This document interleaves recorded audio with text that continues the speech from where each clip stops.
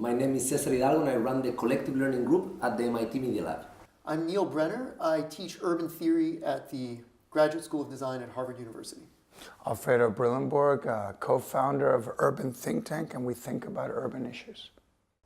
What I call today's social design agenda has become just a buzzword, right? Another buzzword, very dangerous, unfortunately, right?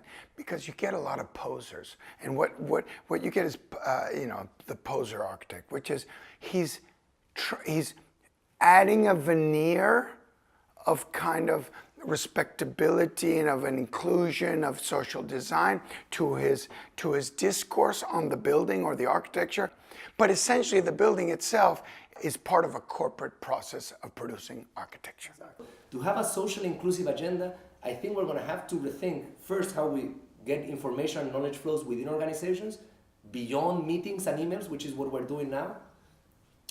Second, how do we then develop, a form of organization that does not require, the permission of those, that have so much power right now. For me, that's kind of like the big problem that we have to solve, that we live in a world that the inequality of money generates kind of like an inequality of time and an inequality of attention that ultimately generates an inequality of action. So a lot of people with good intentions, simply they don't have the executive capacity, even if they would be awake 24 hours a day. And there's huge value, on being able to put yourselves on the shoes of someone else so that you can actually tell the story from their perspective. So in some ways, the whole framing of the discussion around a social agenda for design is one that I'm a little bit skeptical of. And the reason is that I don't think that the social is an agenda, like a kind of subset within the broader design disciplines. I think a more radical conceptualization is that design is always already intrinsically social and political. Yeah. And the challenge is, how can we develop that conception of design in totality in relation to some of the big challenges that the world confronts?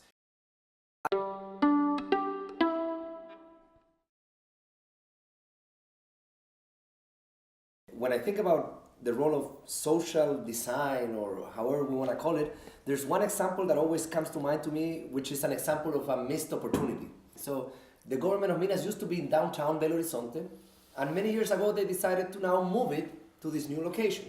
So when they were finishing the building, this was built by a very famous Brazilian architect, they asked the architect, well, we noticed that the buildings have the entrance right here in the middle, these are big buildings, maybe we should build a bridge over the lake so that these 15,000 public workers that are coming here every day could cross the lake and get to their cars and drive back home. And he said, no, this would compromise the aesthetic vision of my building. And I think about it and I say, well, if there's something that is social architecture, it's of course not that. At that heroic period of architecture, the modern architecture, the whole idea was in form. But today, we're not interested anymore in form. Form is a result of the budget, of the program. But what's more interesting is the process. So it's the design of the process, which is what we have to teach. How do we then teach and prepare the student to become a global architect, to understand global issues? This is the real challenge, right? And I think the only way to do that is to redesign the curriculum. We need to teach design in ways that make that apparent, that it's not some sort of autonomous form of intelligence that you can learn based on principles of how to structure a space at any scale, but it also requires intrinsically, not as just an extrinsic parameter, but intrinsically a deep understanding of the parameters, the context within which design occurs. So what are the conditions of possibility, politically, economically, socially, ecologically, for implementing anything? If we don't study those questions as central to any kind of aesthetic or formal element of design, we haven't really understood design. Organizing space involves producing space. And producing space involves many different actors, many different conditions, many different constraints, and the conditions of possibility for the production of space are constantly changing. Somehow, when we went to architecture school, we were infused with the idea of master building, right? Maybe too many courses on that, where we idolized the idea that we could produce a unique piece of a city or an architecture. But there was always a component which was society. Society is based on the institutions that frame it, at all the scales that frame that society. And we're only good enough to express what that society wants or goes, or in the way in which we can discourse or verbalize, or we can explain, or we can somehow communicate with whatever lexicon where that society wants to go, right? So if architects in school are not trained in the multidisciplinary subjects that comprise society, that deal with society, then we can't even explain our ideas to the very ones who are actually have the power to decide on where society could go.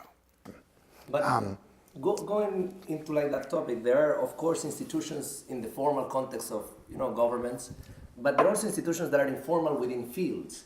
And one of the things that I think is interesting from my perspective about being participated in many different fields is that every time you go to a different scientific or academic field, you learn that the questions that they consider valid are different, the methods that they consider valid are different, and all of a sudden this idea that science or academia has a set of principles that is universal, it starts to crumble, because you start realizing that what some people would accept in this community, they would immediately reject on that community.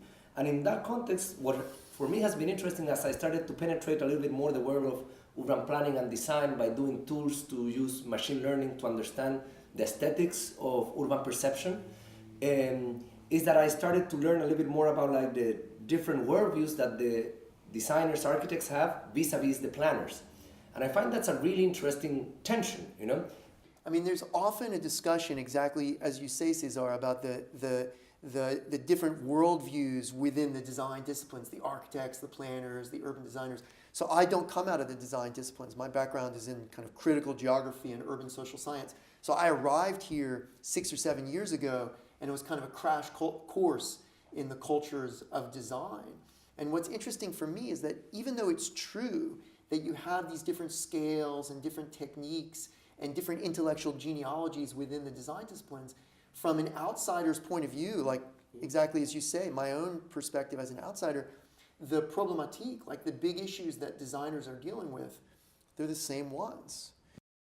We've driven the profession into real specialists that are just focusing at the core, at the very core of design, right? Without being able to gravitate to the edges where it intersects other disciplines. So I like that, because I know that in some way one of the ways to break the silos is to define problems in the context of problems, not in context of areas. I thought that grassroots development as an architect had to be on the ground. So the natural extension of the architect is the NGO on the ground. Because the architect is not as good as an NGO in bridging to the community. One thing that I think is important to this whole conversation, which we haven't really thematized, social, call it political, is just the need for a more inclusive, participatory approach to decision-making about investments and designs in the built environment. Part of what I think a social or political approach to design would be is one that that actively stimulates that kind of activation and participation, design from below, not as just something after the fact, but as something that is a part of the actual project. So it raises a lot of questions about the expertise of the design disciplines in relation to the broader constituencies, if that's even the right word, or maybe in more general terms, just the users of space who themselves are designing space insofar as they're transforming space through the very occupation and use of that space. In some way, I do think that if you want to bring your thinking to action, you're going to have to transition from a scientist to a designer, from a thinker to a maker, as a way to create a vehicle for your knowledge and for your impact. And so it's that bridge that is what we have to teach. It's how to properly establish methodologies that in which the dialogue and the transfer of knowledge happens. So that the problem is that we have frameworks of analysis that we use to try to shape the world, but the world's constantly changing. So how do we update our frameworks of understanding and of shaping in relation to a rapidly changing world? There's always that gap. I think it's unbridgeable, but I think that's part of what we have to do in all of our different fields.